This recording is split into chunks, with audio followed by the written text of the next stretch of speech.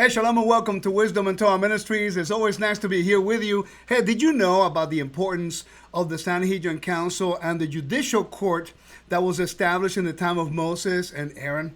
We're going to talk a little bit about that. We're going to cover more on that concept, on those principles that are biblical principles, so that we can better understand the first century mechanism and what happened with Yeshua when he was being judged. Was the judgment of Yeshua binding and legal according to the judicial establishment in the first century and the biblical establishment of the Sanhedrin Council, and where did it originate? That's what we're going to look into. Let's go right to the information. Now, the Great Sanhedrin Council and its history.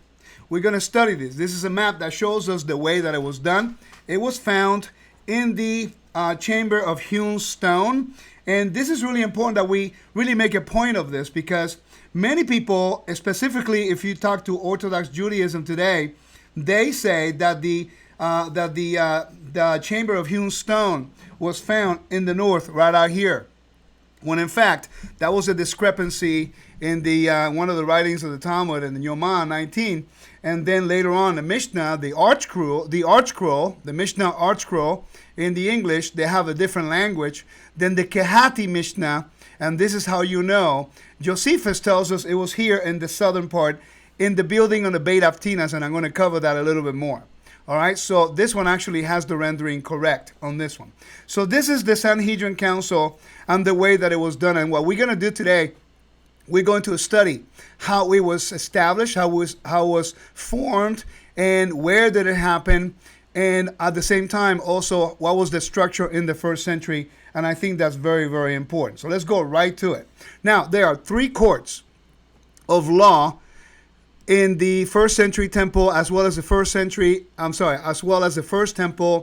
as well as Zerubbabel's temple. There was one situated at the entrance of the Temple Mount. There were a court of three. There was another one at the door of the temple court. That's the one you see there in your screen. I'm going to point it out to you so you see what I mean on this one. On the left, that was the room of the red heifer ashes. But right here, there was the small Sanhedrin made up of 23 men. 23 men. And then the great Sanhedrin, it was right here on this big building, about 100 feet tall. And it was called Beit Avtinas. Okay? And we're going to talk a little bit more on that. That's the whole building structures of Beit Avtinas. But there was a particular chamber in that building. That's where they met. And it looked like the way you saw it earlier, which was like this. Okay? All right. So, the other one was the third in the hall of the hewn stone that I just showed you. So you have one right here. And the second one right here. And the other one was a small one. It was at the entrance of the temple somewhere in these areas. Okay? There was 3, 23, 71. Remember, 3, 23, and 71. Very important to remember, because every single one of them dealt with different matters of law. The Great Sanhedrin Council only dealt with certain cases, just like the modern day Supreme Court. They only deal with certain cases. The same thing. You have municipal law, you have state law, and then you have Supreme Court. Is the same thing. Municipal law was done by 3-man judges. The state was done by 23. In this case, capital punishment and things like that. So let's continue moving.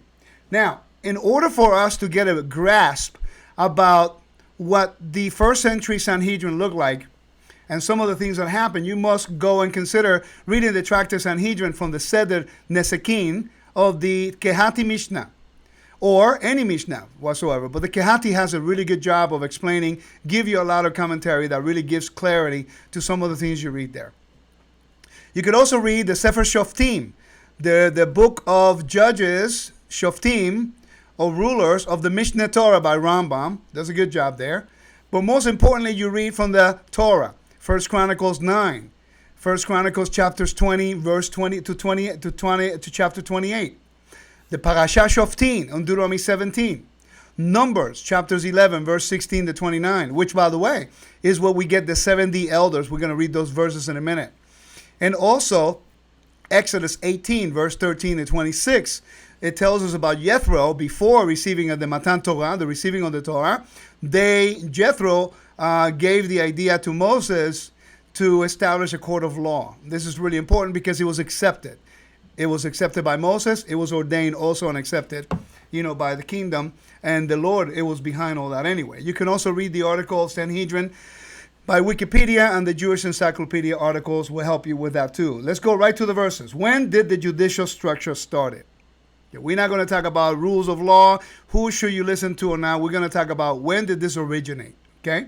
To establish a point about the first century and the case of Yeshua. If we are going to talk about how we can prove that the court case against the Messiah was false, was like a kangaroo court, or was a illegal proceeding, then you have to understand how it works, and the times, and when they did it, and how they did this. If we don't understand the structure, we are never going to understand the context. And by the way, this is the problem we're having, is that if we do not go back to some of these resources, then in fact, we're not going to understand how we can prove without a shadow of a doubt that what they did to our Messiah was an illegal court case. It was illegal. We can show you now, according to the first century writings, the apostolic writings, that what they did to the Messiah was not legal, and that they are shaming our Messiah. And I'm talking about, some on the first century, they're shaming our Messiah, and the enmity with Messiah could be fixed. Not that they're going to believe in Yeshua as the Messiah, which I would love for them, obviously, he's Mashiach. But that's not really the point right now. The point right now is, how can we show with all of this evidence that what the court that accused Yeshua was not a legal binding judicial body who judged the Messiah the proper way? And we can show now, using their own resources, these resources, that what they did was incorrect. And it was not the Sanhedrin Council who actually judged Yeshua. It was actually the Sadducees and some of the Pharisees, and they did it illegally. By one mere fact, we know this. They judged Yeshua at night. The Sanhedrin Council would never meet on cases of capital punishment at night. And by the way, that's why they have to take Yeshua to Pilate, because they did no longer have the power of capital punishment. That scepter was removed from them, and the authority by Rome, when they no longer could, they were no longer able to do capital punishments at that time. So there's a lot of evidence that shows that what they did to our Messiah Yeshua, it was an illegal court case. And what we're doing here is establishing the court of law so we can separate that the Sanhedrin Council was not responsible, for the death of Messiah, but it was a runaway court that they did by the high priest and some of the people working with him. Not to justify one from the other, but facts are facts. We need to understand the differences. Let's continue with our information. So when did this judicial structure started, and how did it work in the first century? Let's go to verses first. It happened that the next day that Moses sat and judged the people. Exodus 18, verse 13 forward. And the people stood around Moses from the morning to the evening. Now this sets a precedent in which when the judge comes in, they stand, because they stood. When Moses' father-in-law saw all that he did to the people, he said, what is this thing that you do to for the people? Why do you sit alone? All the people stand around you from morning to evening. Moses said to his father-in-law, because the people come to me and inquire of Elohim. And when they have a matter, they come to me, and I judge between a man and his neighbor, and I make them know the statutes of Elohim, and his laws. So clearly there were laws and commands that were done before the giving of the Torah, but the Torah expounded on more laws as a constitution of a nation. So clearly here the verse is telling us there were statutes of Elohim and his laws, but in the Torah it was established as a constitution of a nation. Moses' father-in-law said to him, the thing that you do is not good. Continues on the next slide. You will surely wear away, both you and this people that is with you, and the thing is too heavy for you. You are not able to perform it yourself alone. Listen now to my voice. I will give you counsel, and Elohim be with you. You represent the people before Elohim, and bring the causes to Elohim. You shall teach them the statutes and the laws, and you shall show them the way in which they must walk. Chalach, which that's where the word halacha comes from. Okay, and the work that they must do. Moreover, you shall provide out all of their people able men, such as fear Elohim, men of truth, hating unjust gain, they place such over them place such over them to be rulers of thousands, rulers of hundreds, rulers of fifties, and rulers of tens. By the way, Yeshua followed that when he called 70, when he called, the 12, when he divided them up in different, when he fed them in hundreds and tens, things like that. But the body of Israel, they did this. They established a rule of law. So this was a God-inspired, conversation that Jethro had with Moses. Okay? So, let's continue. It says, let me make sure that I clear that.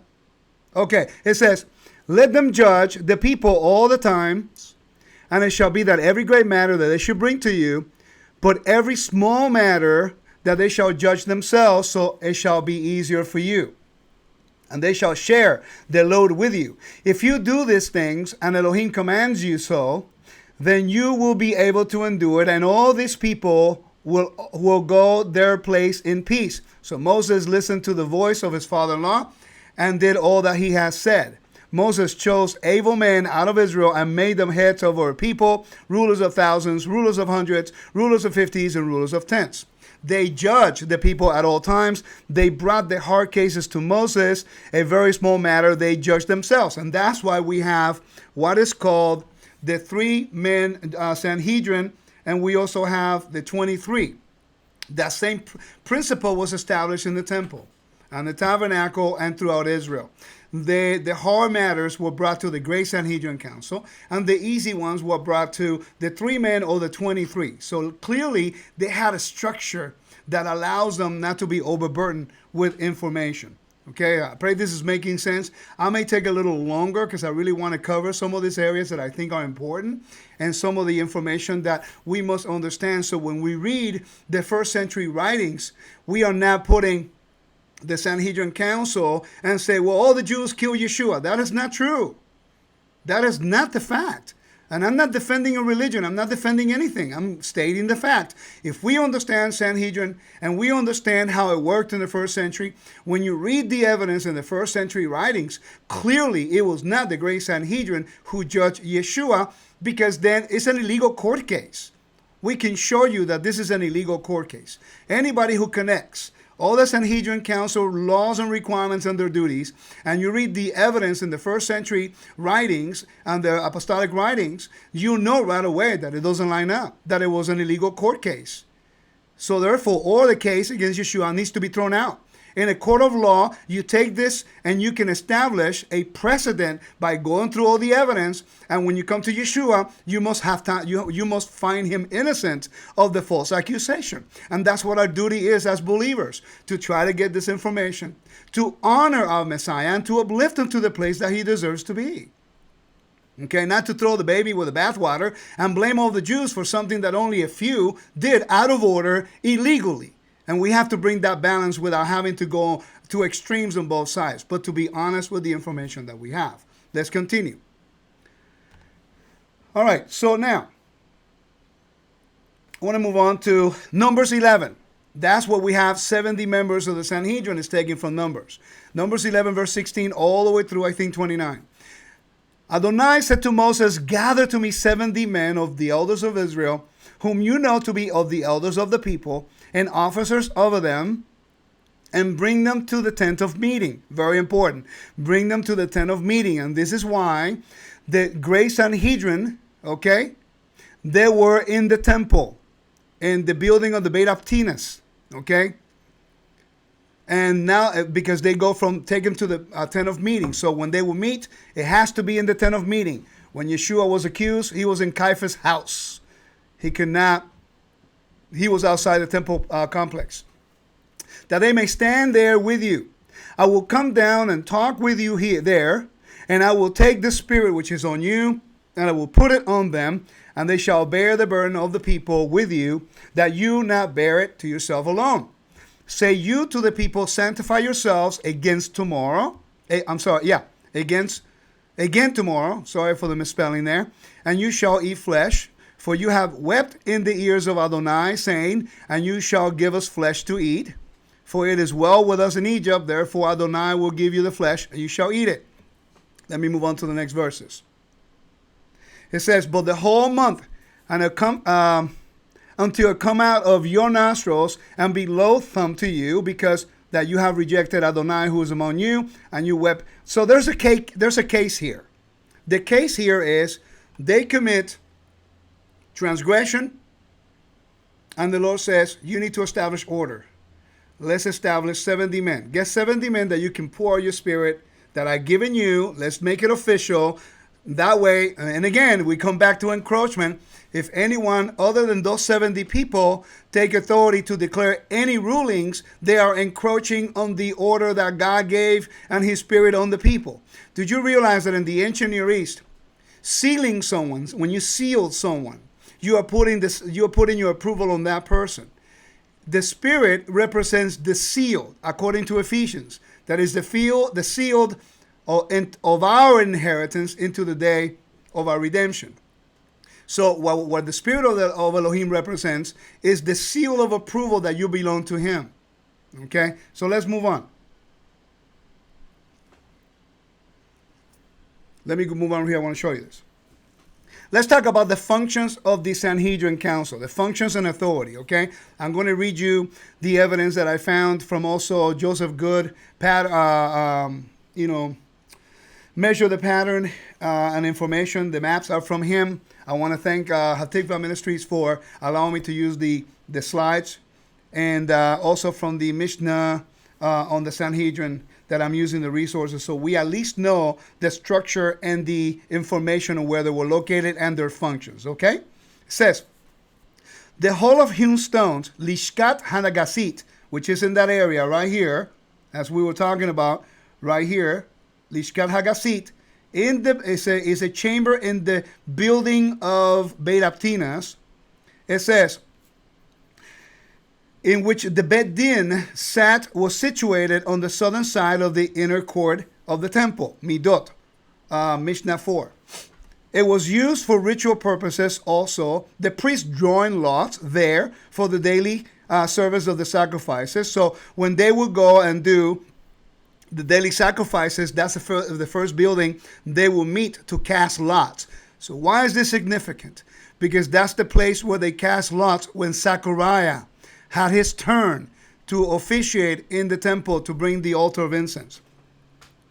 And so we know now where he was standing and when he went in order to get that privilege to do so.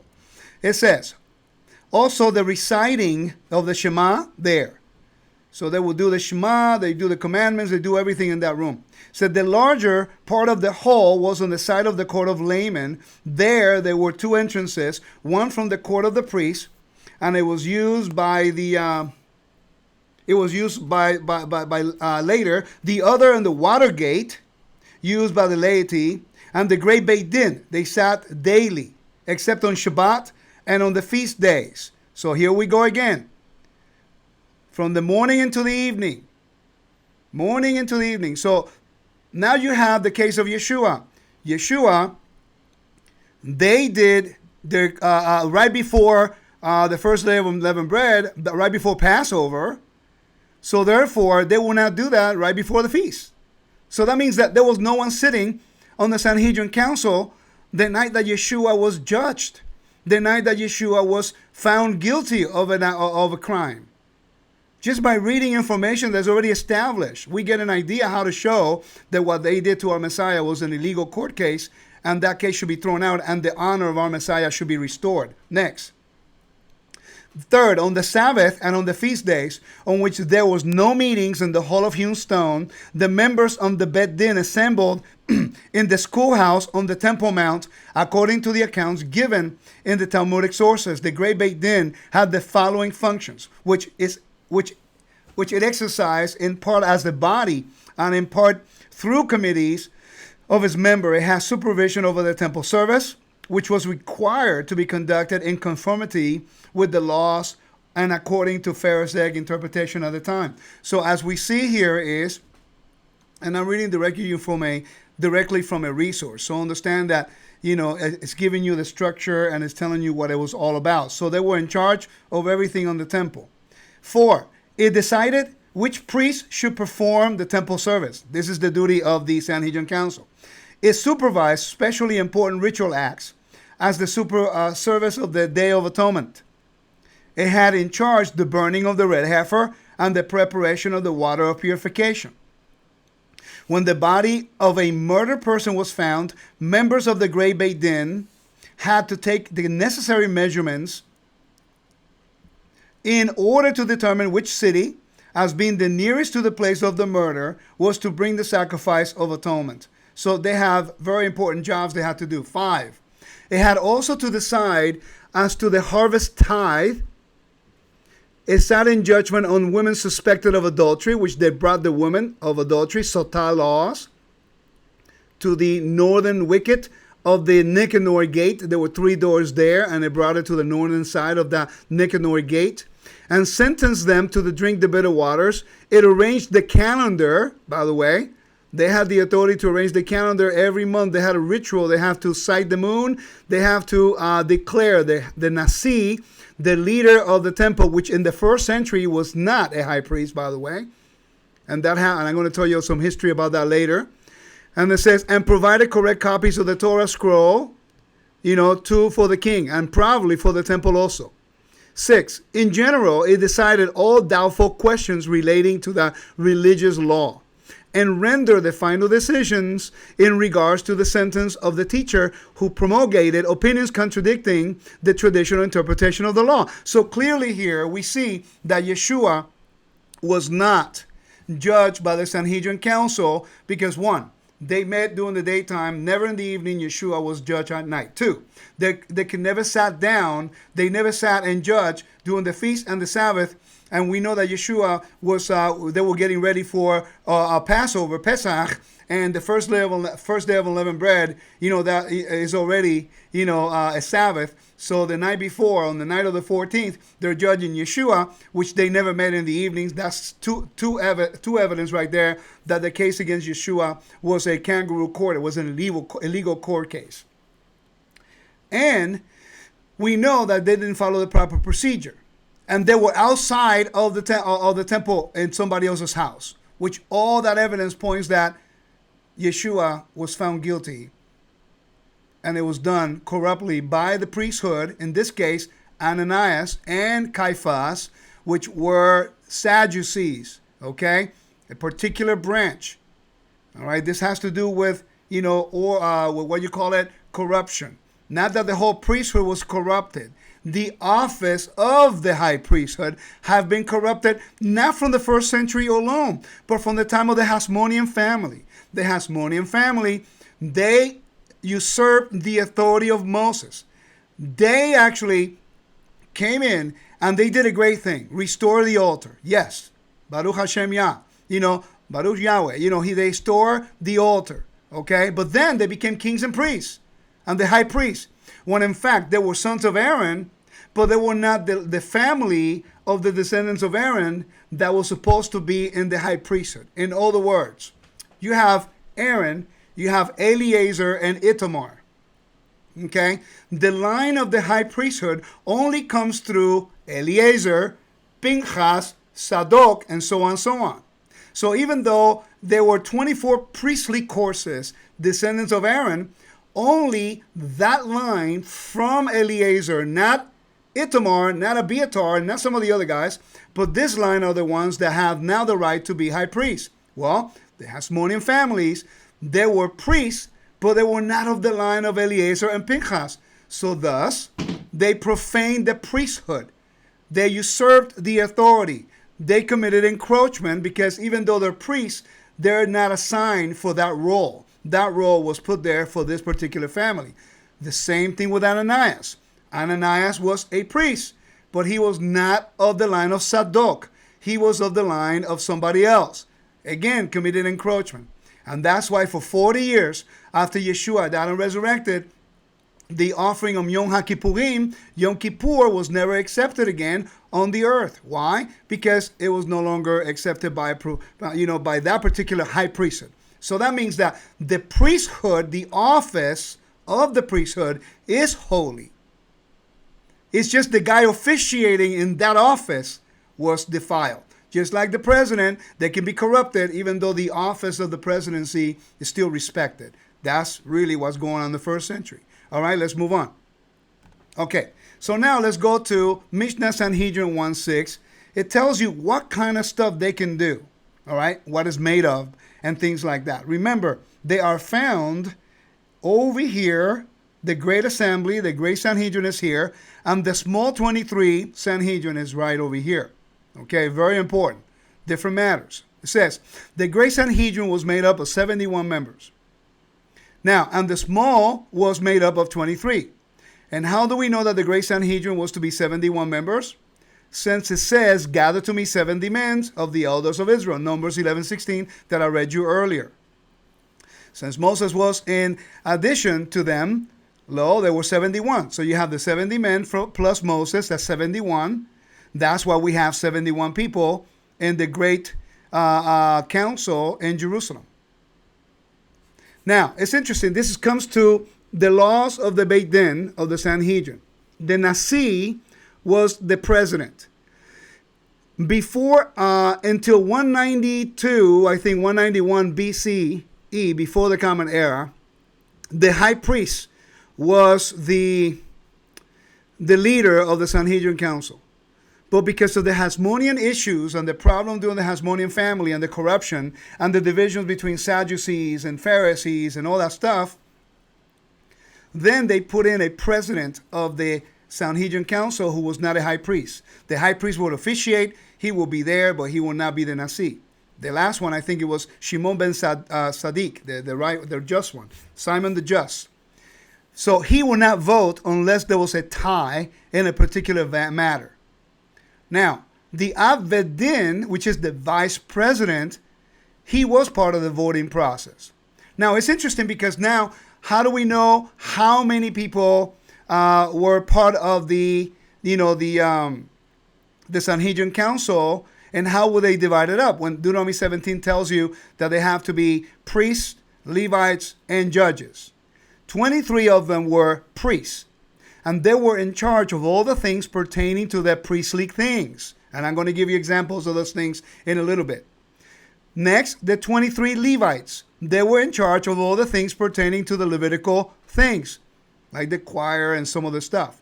And then you have the 23 judges from Israel, which they presided over all the civil matters of Israel that had nothing to do with the temple service. So that means that in matters of controversy that dealt with the temple, then you have to ask what part of the temple service we're talking about.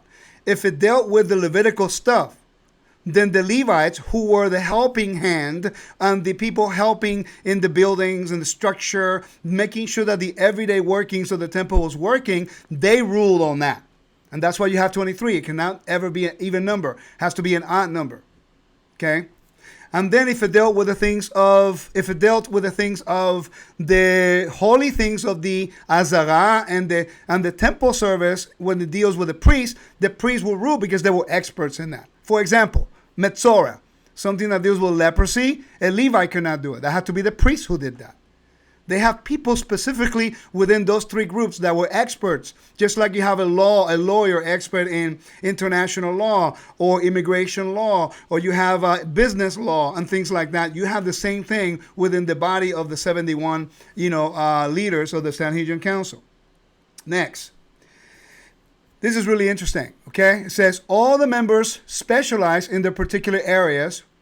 The Nasi was the high priest until the year 191 BCE. After that day, the Sanhedrin lost confidence on the priesthood due to the corruption during the Hasmonean kingdom, which were priests and kings of Israel. The office of the Nasi was established. Because of that, the office of the Nasi was established. So, high priest until the Hasmonean family was the president of the Sanhedrin. Hillel, until his death, on the year 10 Common Era, during this time, Shammai was also the Avvedin, or vice president of the Sanhedrin Council. Now, it's interesting that from the death of Hillel, which was the grandfather of Gamaliel, and we're going to talk about that in a minute, you have from the death of Hillel on the year 10 to the year 30, okay, which that's when Shammai died, there was no Nasi, only the Av Bet Din, the vice president. Because of the corruption going on within the priesthood and all the inner fighting and things like that, Shammai was the vice president of the Sanhedrin council. After Shammai died, and something interesting, that Shammai died the same year that Yeshua died and resurrected. Interesting, okay, because he was part of the whole corruption going on in the first century in regards to some issues against the Gentiles and some issues against the kingdom. Okay, some rulings that will make it difficult for Gentiles to be part of the kingdom, and oppressing some of the people and some of the rulings and so on and so forth. Okay, so from the year 30, Common Era, okay, all the way to the destruction of the temple, now you don't really have the house of Shammai in control. You have the house of Hillel in control, and I'm going to talk about that in a minute. Now, we need to remember that Shammai, until his death on the year 30, Common Era, he was working with Ananias, the high priest, in the temple. They were in cahoots, working together. 4. From the year 10 of the Common Era to the year 30, Shammai was the Av Bet Din, not the Nasi. He was the vice president, not the leader and the president of the Beit Din, the Great Assembly. 5. From the year 30, Gamaliel was the Nasi of the Sanhedrin, trying to get back the order after the time of Shammai. Now, that's interesting because now you have the evidence of the believers. After Yeshua died, resurrected, he ascended to the heavenly realm. Now we have Gamaliel stands up and he defends the believers in Yeshua. And I always wondered, how come one person can stand up, defend them, and then no one will say anything? That's because Gamaliel, the grandson of Hillel, became the leader and the Nasi of the Sanhedrin council. That's why he has so much power. He ruled, and he says, leave them alone, just like James ruled in regards to Paul and the Gentiles, and they left him alone. Same thing. That means there's order, ladies and gentlemen. And we can see the importance of understanding context of the first century. Let's continue. In the Mishnah, the Great Sanhedrin, in the Mishnah 1.5, it talks about the duties of what the Sanhedrin can do. In the Mishnah 1.5 says this: they judge, the Sanhedrin, the Great Sanhedrin now, not the 23 men, but the Great Sanhedrin. They judge a tribe when there's idolatry, false prophet, and a high priest, only in the instructions of a court of 71 members. That means that it had to be 71 members who judged Yeshua, and that was not done because they accused him of being a false prophet and all that stuff. Okay? And they accused him of all kinds of crazy things. Only the Great Sanhedrin had to render judgment, and they did not. Thus, that's an illegal court case. They bring forth the army to wage a war fought by choice only of the instructions of the court of 71. That means that you cannot go to war unless the Sanhedrin council approve. It's just like in America when you have a declaration of war, the Senate and the legislation, they have to agree. The Congress has to agree.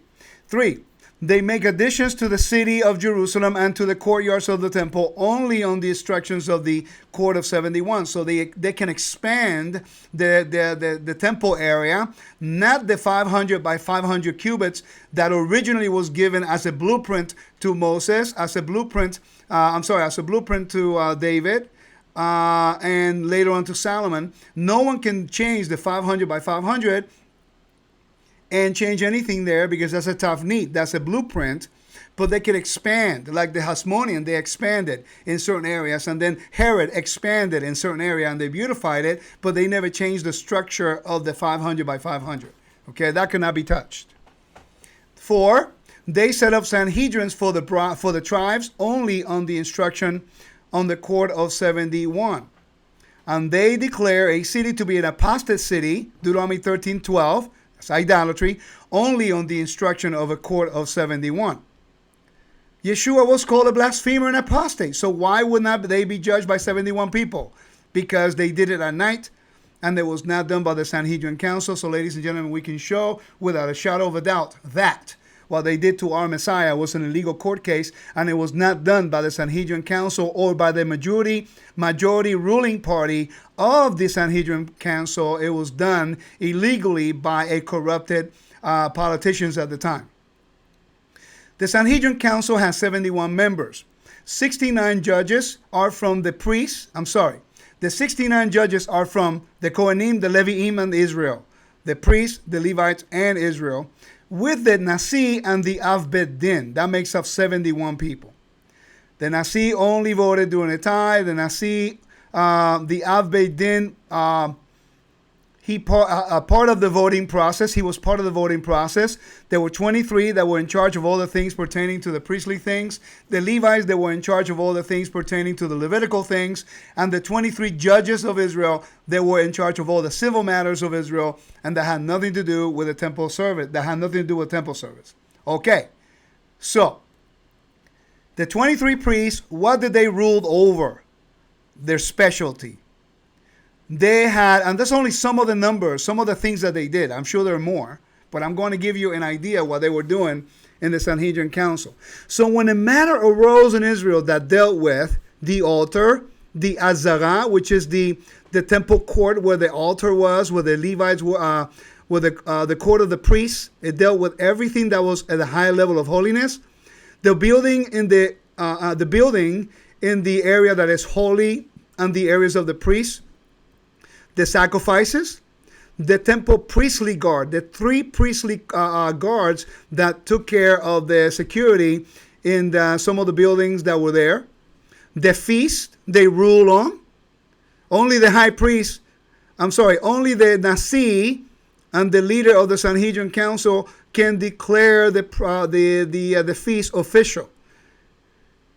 When he says Kadosh, that is holy, all the Sanhedrin will say, holy, holy, kadosh, kadosh. And that's where the beginning of the feast on the moon and everything started. Anything dealing with the holy things of the priestly, of the Kohen, they ruled over. Metzorah, which is the leprosy. They had a special priest who can do that job because that took specific skills to do so. Free will offerings for the Kohen, for the priest, they dealt with how to divide it up. How do they do this? How do they do that in regards to things? The slaughtering of the animals, they took care of and they rule over. For example, what type of knife are we going to use? Where are we going to put them in the temple? How are we going to slay them? Fillet, or are we going to kill? What are we going to do with the skins of the animals? All that stuff they ruled over because they were experts in that area. So a judge of Israel will have no vote in that matter, because that's not their specialty. And over the red heifer they dealt with. Next. The Levites, in turn, they ruled on the laws relating to the choir. That's what they did. Guarding of the 21 Levitical gates. The gates that pertain to them. How do we do it? When are the shifts? How many people? And all that stuff, which families of the Levites. All the things can be found in 1 Chronicles chapters 20 forward. Chapters 20 all the way to chapters 29. By the way, medicine. What do we do? What kind of medicine? There was actually doctors there. Water sources. They needed the water sources in the temple. The garments for the priests were done by the Levites. Charge of the breads. 10 of the 13 bread offerings the Levites were in charge of. So there were 3 of them that were in charge. The priests only handled because they were done on the altar and they were done in the temple for the lechem hapanim, the bread of the presence. That was only handled by the bakery of the priest. The Levites could not make that. That was a high level of kedushah, holiness. The running of the buildings and offices and maintaining the order in support of the priests, and in charge of all the tithe that belonged to them. The Levites were in charge of all the tithe that belonged to them, and the priests, they dealt with the tithe that belonged to them. Okay, this is really important that we understand this.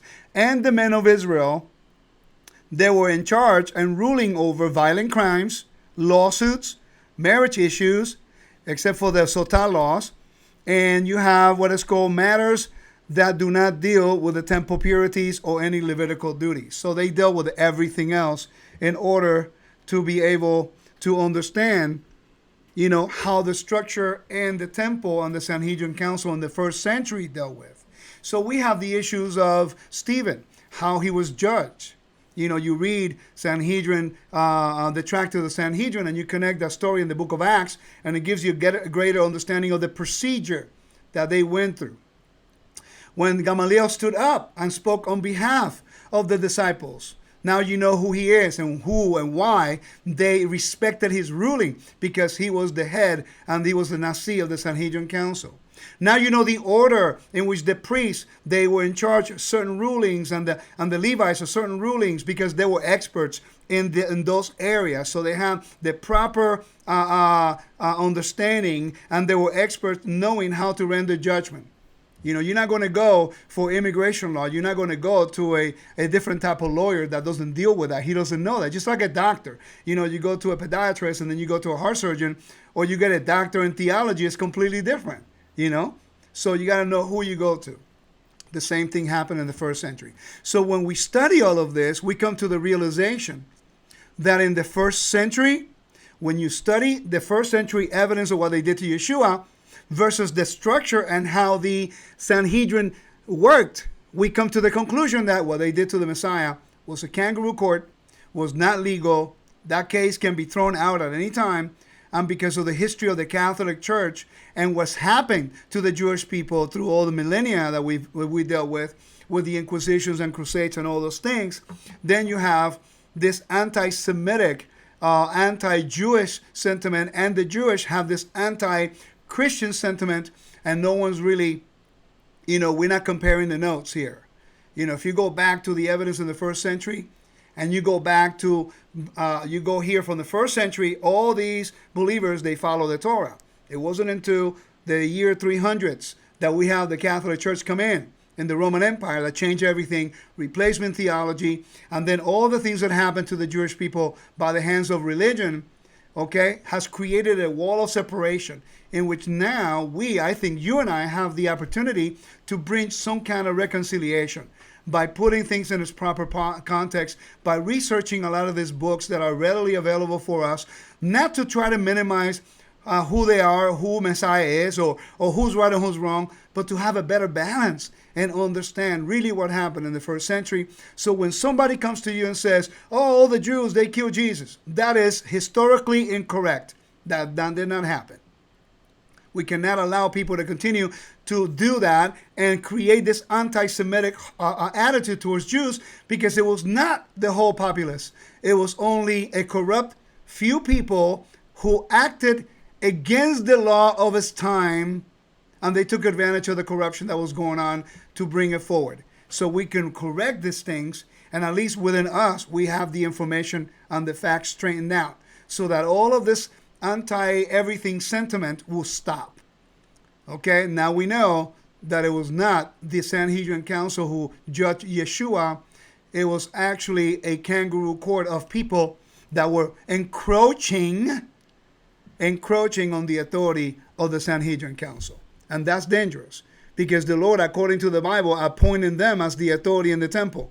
By them doing that upon themselves, that's usurping the authority that Elohim gave to those people in the Sanhedrin Council of the first, and the office of. Understand that in every political system, any judicial system, you are hoping they have the most integrity and honesty, and they don't take bribes. And no one is saying that they were perfect.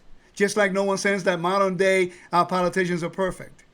But we have to have the balance to know what is and what is not, and how we can judge correctly and rightly, so we don't continue to point fingers at one another. May the Lord bless you and keep you and protect you. I pray that if you want to know more about these teachings, please consider joining our website, www.wisdomintorah.com, and study with us, May the Lord bless you and keep you and protect you. We'll see you next time on Did You Know? Shalom.